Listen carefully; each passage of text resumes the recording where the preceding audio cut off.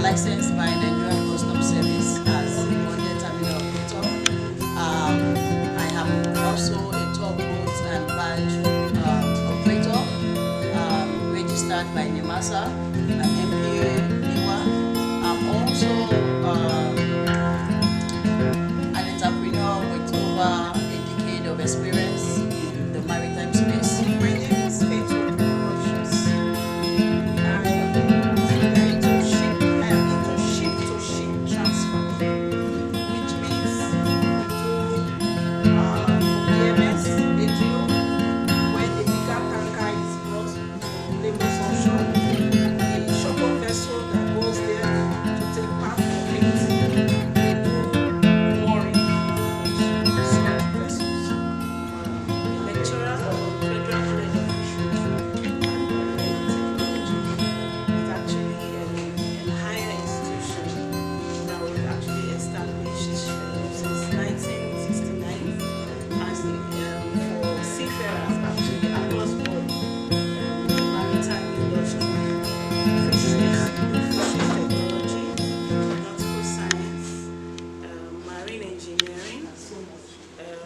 oceanography, and many more. I'm I own a clearing and forwarding firm, Estimos and Clearing Services Limited. We deal in clearing of goods from all over the globe into Nigeria and taking same out of Nigeria all over the globe. My name is Rollins McFoy, CEO Ocean Deep Services Limited and the President of Union Maritime Africa Nigeria Chapter. We have women in all sectors or in all areas of this sector, and we are ready to serve our country. It's a good time to be positioned. As we all know, the Nigerian economy is centered 95% in the marine space. So I think Nigeria is a place to be when it comes to maritime business. Many of us in this industry, we have the zeal to do well. Sometimes the shortcomings of our government, like the Navy, Custom, they reduce our excelling, especially in the maritime industry. I want to plead with the government. Let us look into how Navy, Custom, Marine Police, LNDA, all of these that always cooperate with us during our operations. We want to see a situation whereby we are less charged, and let them make the industry conducive for us. Basically, my concern is we aspire that the blue economy, the minister of the blue economy, will help the maritime institution across board, both the Federal College of Fisheries, Maritime Academy, and many more, to establish or to help the upcoming students, that is the upcoming maritime students, to be employed, gainfully employed when they are done with school. Because we have a challenge that most of them don't have a placement, and that is our base, because we keep on graduating students, and so we do not have enough placements for them. So if the present minister can help us deal and solve such matters, it will be pleasure. I would first of all want to say a big thank you to the Federal Government Organization of the Maritime Industry by creating the blue and maritime marine economy. Yeah, it's a fantastic one. Now that we all know blue economy is the advantage of blue economy is the utilization of the water and to still make the water sustainable. By that, we have a lot to benefit.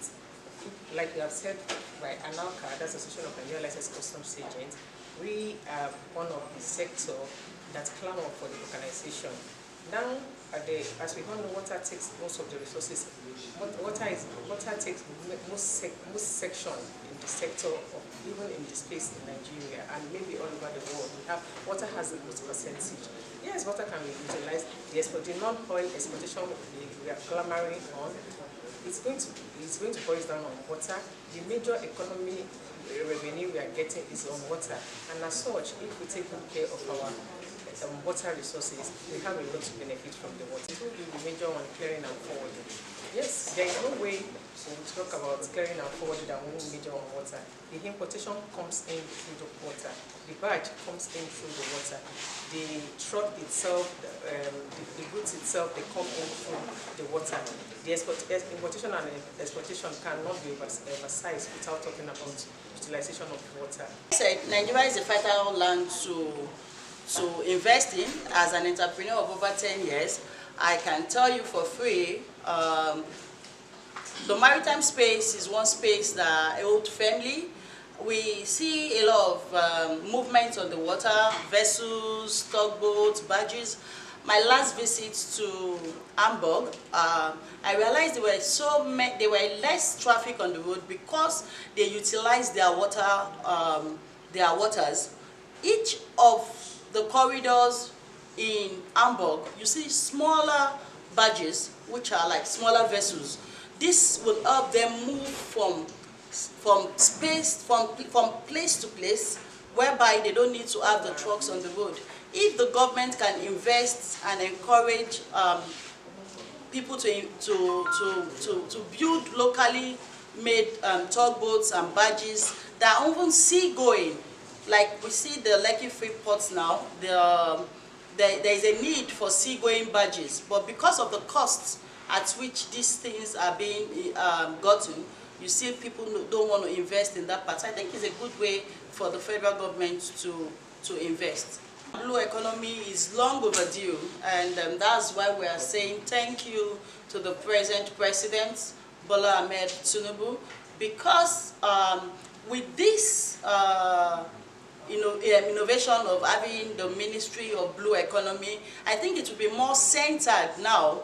There will be more focus to the marine economy. I think if the minister takes the time to hear from the right people, from the right source.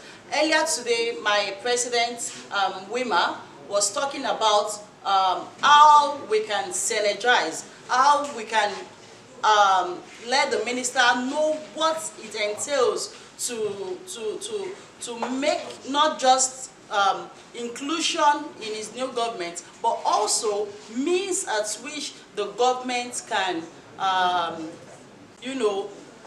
encourage inclusion, encourage investment, and also listen to these few advices to make the sector a worthwhile one for the nation at large. I'm using this opportunity to advocate for the mooring masters, for them to have a forum where they can be educated more and where they can be easily be accepted on board vessel to moor our ship. Sometimes they require some foreign certificate from them, which is not true. We have our Nigerian certificate. Sometimes the mother vessel, which is the vessel that brings in the larger quantity of the cargo, they request for their certificate outside Nigeria, which these guys, they don't have such capacity to go outside Nigeria to go and study. So I want to advocate for them that their certificate in Nigeria here should be accepted even when they go on board foreign vessels. We're talking about ease of doing business for vessel owners. Vis-a-vis the MPA, NIMASA, Shippers Council, registrations, various registrations and all that. We are also talking about seafarers' remuneration, accreditation and certification. We are also talking about the movement of vessels in the sea. Training first. Let's not talk about retraining. Let's talk about proper training, proper certification, because right now we have NCV, Near Coastal Voyage. No country is accepting it. And again, those of them who schooled abroad through the NIMASA program, they come back to the country here. We should make our seafarers very sumptuous so that vessels in Nigeria will not discriminate against them. So, if our seafarers are well paid, I can assure you that this sea is big enough to employ, if given the opportunity, if cabotage is working, this sea is big enough to employ 5,000 today. And you can imagine what it means to take 5,000 youths out of loitering. So, reaping the gains in the ministry, these seafarers I'm talking about is one of the gains. We need to come out with a booklet. We need to come out with seafarers' wage scale. Every other country, they have the booklet. What we have is obsolete. It's over 15 years ago. So, because our seafarers are complaining, they are not well paid here. So that is one aspect. I said it again, gains in the ministry. When you do gains in the ministry, you know, it's a two-way thing. Ease of doing business. If ship owners have ease of doing business, ease of registration, and you know, and of course, if our products, AGO that most vessels use, if it's okay, if it's cheap, or if it's affordable, let me put it that way, and then their registrations are okay, affordable, and all that, then their charges will be low, and then they will reap profit, and in the process, we will have improvements. Plastic litter from ships. As a matter of fact, getting rid of plastic litter starts from every home, every kitchen, not just from the ship, because plastic is a basic, will I say, it's not even a commodity, but it's a basic use in most homes. So are we going to say eradicate plastic manufacturers, or are we going to say that users should dispose properly? In this issue that we're talking about, marine litter, it's not only ships, because now the ships are well organized. NIMASA is on top of it, how you dispose your waste. But the major litter that goes into the sea is right from the home, from the street and all that. And that is where we say that this cannot be successful without LOMA. Lagos State Waste Disposal Management Board, I think so. It cannot be complete. It cannot be complete without every individual in every home. Most homes, they use plastic, they throw away. All these things, oh yes, it's out of my house, it's out of my environment, it's out of my vicinity, it's out of my street, it's out of my compound. Where are they? They all end up in the sea. So it's a whole thing for everybody in the country to be aware of. And we need not overemphasize the damage caused by these plastics to animal life in the sea. Number one, people in the shipping industry don't have anything like green finance. In other countries, you have the maritime industry being able to borrow from the bank at 5%, at 4%, at 9%. But in this country, ship owners take loan on 30%. Who does that? How does it work? So, we don't even have a maritime bank. We're supposed to have 1, 2, or 3 maritime banks. The issue of CVFF fund that we're talking about now is supposed to be legislated over by a maritime bank. It has been there, one ministry after the other, or one minister after the other. We talk and nothing happens. So, but I think we are big enough in the maritime domain to have a maritime, 1, 2, even 3 maritime banks. As a matter of fact, individuals can also set up maritime banks, not just government. And if these things are not done, if the ship owners don't have ease of doing business, if they are being, you know, having hiccups here and there, of course, every other thing surrounding them, including the employment of seafarers, will have hiccups here and there. So this is the beginning of the green finance. And the federal government also should look at it very, very well. And that is why we say we are happy that we now have a Minister of Marine and Blue Economy, which, has this holistic, presentation.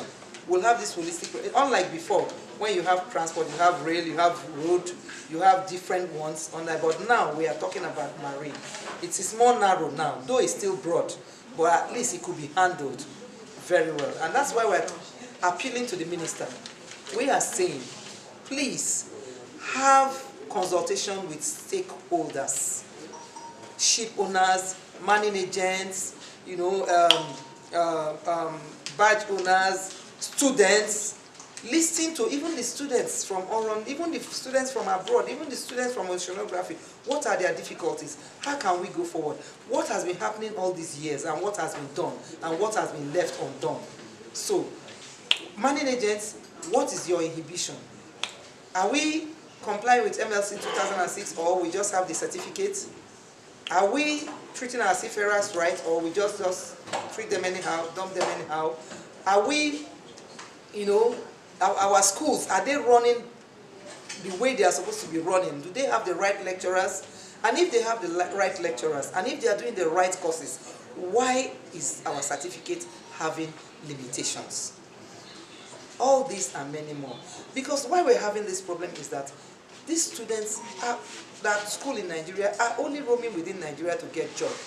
Often there are a lot of marine jobs in the net.